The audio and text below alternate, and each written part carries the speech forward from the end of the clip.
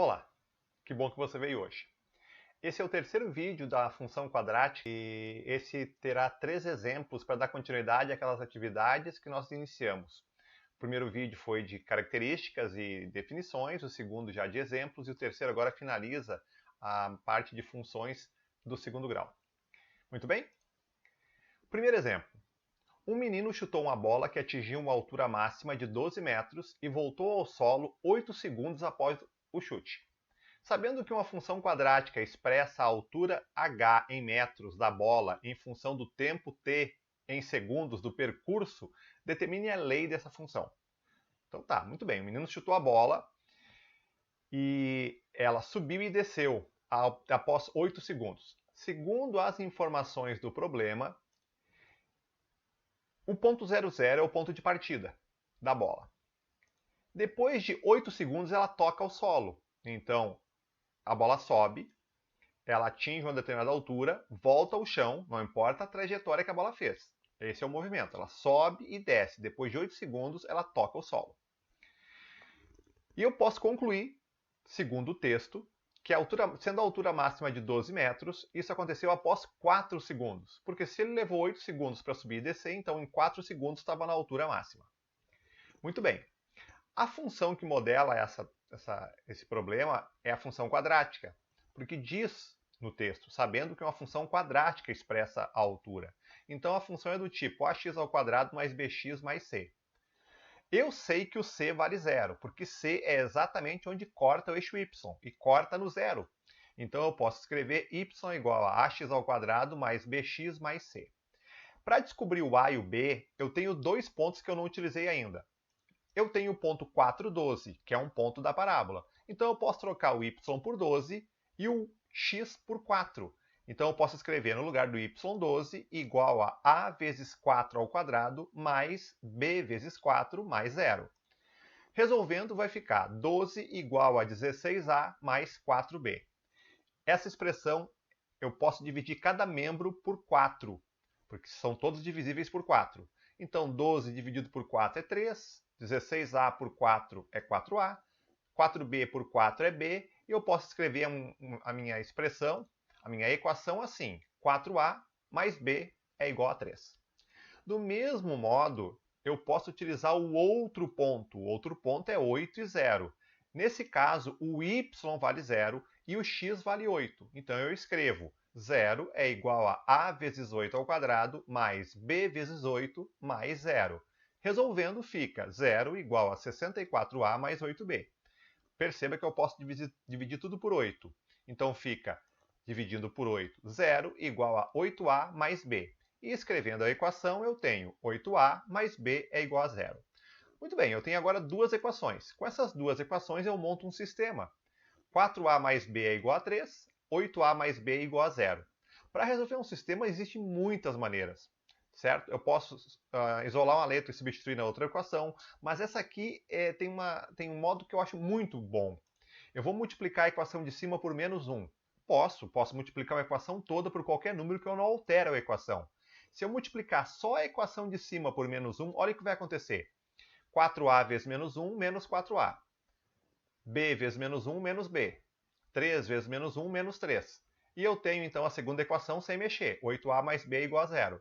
Agora eu vou somar a equação de cima com a equação de baixo. Isso eu posso fazer porque ela vai permanecer em equilíbrio. Menos 4a somado com 8a dá 4a. Menos b cancela com mais b.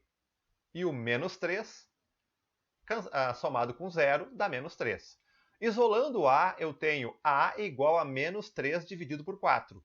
Eu ainda posso escrever a igual a menos 0,75, que é o resultado de menos 3 dividido por 4.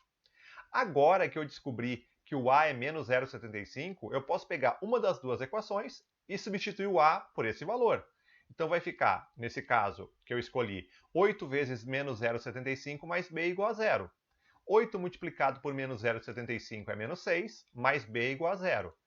Isolo b, b igual a 6. Então, pede a lei da função. O problema pede a lei da função. ax² mais bx mais c. Então eu vou trocar o a por menos 0,75, o b por 6 e o c é 0, não precisa aparecer. E a lei eu não vou usar y, porque diz o texto claramente que expresse a altura h em função do tempo t. Então eu tenho h igual a menos 0,75t ao quadrado mais 6t. Essa é a solução desse problema, a lei. Então eu faço a lei a partir dos pontos que eu consigo perceber ao ler a minha atividade. Certo? Próxima questão. Determine os pontos de intersecção da parábola y é igual a x ao quadrado menos x menos 2 com os eixos coordenados.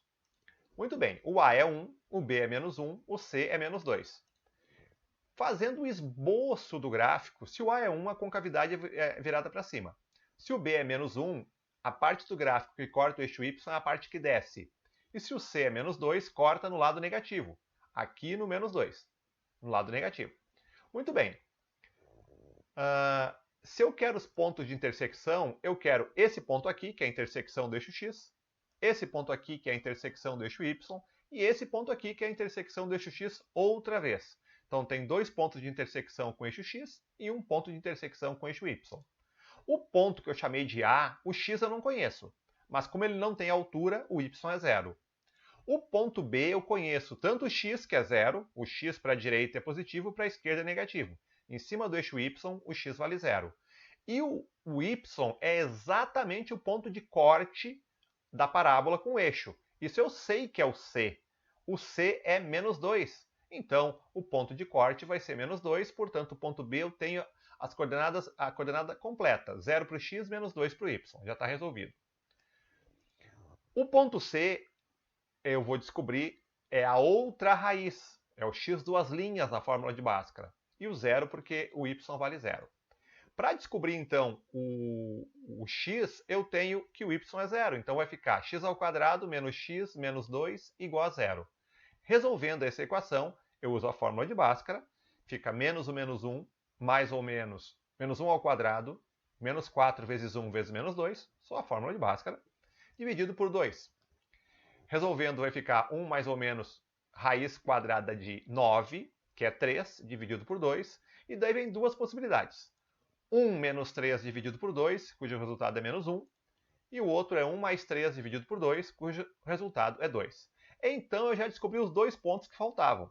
O ponto A vai ter coordenada x menos 1, y0. E o ponto C vai ter coordenada x2, y0. Então, aqui em destaque, os três pontos que são as intersecções do gráfico da parábola com os eixos coordenados. Ok? Último exemplo. Na figura está representado o gráfico da função y é igual a menos x ao quadrado. Qual é a medida da área do retângulo? O retângulo está em destaque ali. Você nota que a área de um retângulo é base multiplicado pela altura. Não está em escala o desenho, então tu não pode garantir a olho quanto é que vai ser a altura desse retângulo. Como não está em escala, pode ser qualquer valor. O que eu sei? Eu sei que no retângulo eu tenho um ponto que permite que um ponto da parábola que permite que eu descubra exatamente a altura do retângulo.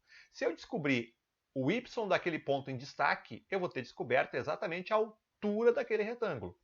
E para descobrir o y, basta trocar o x daquele ponto na função. O x daquele ponto em destaque é 1. Então, se eu trocar o x por 1, vai ficar 4 menos 1 ao quadrado, o y vai ser 3.